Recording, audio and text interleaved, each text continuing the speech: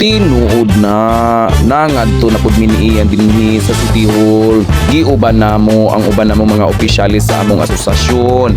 Kay karong adlaw ang among induction of officer ug atong kiay-kiayan kimbuto na atong tuyok-tuyukan. O di ba? Kay aron pang good vibes, aron happy ang tanan. Kay karong adlaw ang induction of officer ug oath taking sa office of the mayor. Pak ana rampa. O di ba? Bongga karon na mosulod na ta sa office of the mayor dinhi sa City Hall. Kay basig nagpaabot na ang among urban poor coordinator Sergio Pamaong. Dili ko ganahan nga ko'y maghulat or sila ang maghulat. Pareha mi naghinulatay. Og tara mo sa kanata kay ang mayor's office na aman sa 3rd floor. So labyog na ta sa 3rd floor kay aron masugdan na ang utiking. Kay dili ko ganahan nga makasab-an ko mao nang ako ginaguna-una ang akong mga officer nagsunod nato og atong kiay-kiayan ini ka. O pap o pusing ta gyud aron ganahan.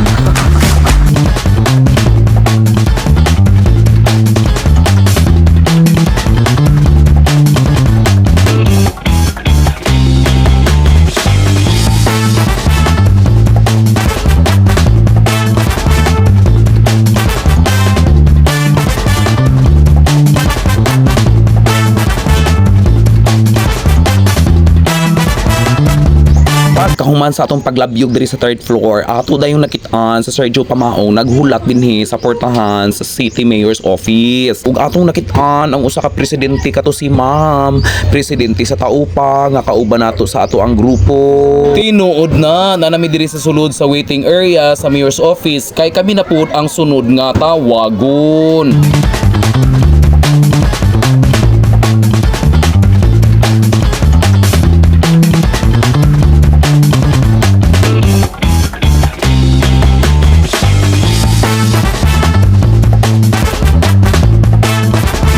Ug gitawag na rin mi diring dapita kay ako may presidente, syempre ako gitapad sa mayor. O di ba pagkagwapa.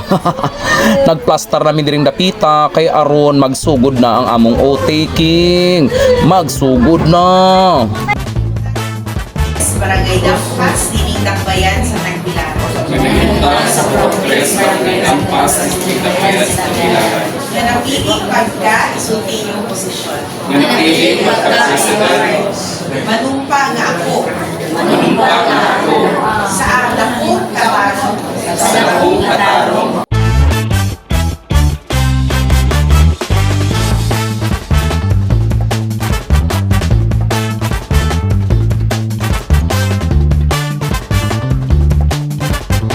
Kay nahuman naman ang amo ang induction and oath taking ceremony.